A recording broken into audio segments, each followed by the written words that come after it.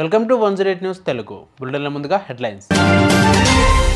కేజ్రీవాల్ విడుదల వెనుక BJP, Robert Vadra కీలక ప్రకటన.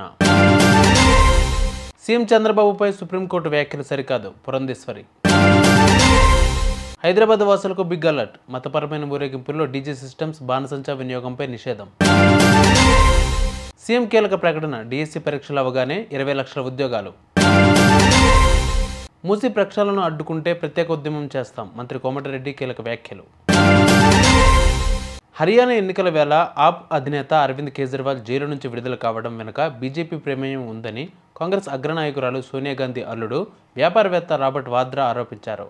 డేరా సచ్చా సౌదా చీఫ్ గర్మిత్ రామ్ రహీం సింగ్ విషయంలోనూ అదే జరిగిందన్నారు. అసెంబ్లీ ఎన్నికల్లో కాంగ్రెస్ విజయావకాశాలను దెబ్బతీయాలన్న లక్ష్యమే ఇందుకు కారణమని విమర్శించారు. తిరుమల లడ్డు అంశంలో సీఎం చంద్రబాబుపై సుప్రీంకోర్టు ఆగ్రహం వ్యక్తం చేయడాన్ని బీజేపీ రాష్ట్ర అధ్యక్షురాలు పురంధేశ్వరి తప్పుపట్టారు. రాజ్యాంగ పదవిలో ఉన్న ఆయన రాష్ట్రానికి సంబంధించిన ఏ అంశం అయినా సరే మాట్లాడతారు. లడ్డు విషయంలో జరిగిందే చెప్పారు. చంద్రబాబు అలా మాట్లాడకుండా ఉండాల్సిందని ధర్మాసనం కామెంట్స్ చేయడం సరికాదని పేర్కొన్నారు పురంధేశ్వరి. డీజే సౌండ్ సిస్టమ్ వినియోగంపై హైదరాబాద్ పోలీస్ కమిషనర్ సివి ఆనంద్ కీలక నిర్ణయం తీసుకున్నారు. కమిషనరేట్ పరిధిలో మతపరమైన ఊరేగింపుల్లో డీజే సౌండ్ మిక్సర్లు, యాంప్లిఫైయర్, బాణసంచా ఉపయోగించడాన్ని నిషేధిస్తూ ఉత్తర్వులు ఇచ్చారు. డీజేల నుంచి ఉత్పన్నమయ్యే అధిక డిస్టర్బెన్స్ కారణంగా ఆరోగ్యం దెబ్బతింటుందని ఈ నిర్ణయం తీసుకున్నారు.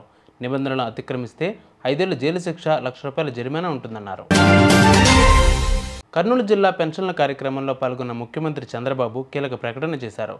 డిసెంబర్లో డిఎస్సి పరీక్షలు అవ్వగానే ఉద్యోగాలు ఇస్తామని అన్నారు. 20 లక్షల ఉద్యోగాలు ఇస్తామని చెప్పారు. విశాఖలో లూలు గ్రూప్ వచ్చింది, బాగా ఉద్యోగాలు వస్తాయి అన్నారు.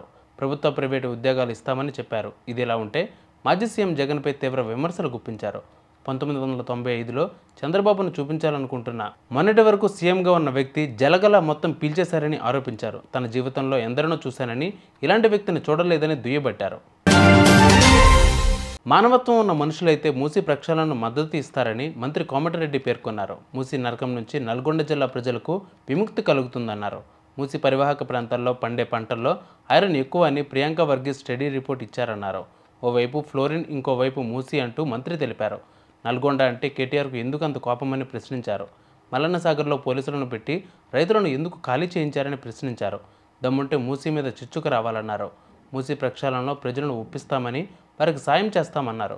బాధిత కుటుంబాలకు డబుల్ బెడ్రూమ్ ఇస్తామన్నారు మంత్రి కోమటిరెడ్డి. చూసారుగా ఇవాళ బులెటిన్ అప్డేట్స్. మరిన్ని అప్డేట్స్తో మళ్ళీ మీ ముందుకు వస్తాను. అంతవరకు కీప్ వాచింగ్ 108 న్యూస్ తెలుగు.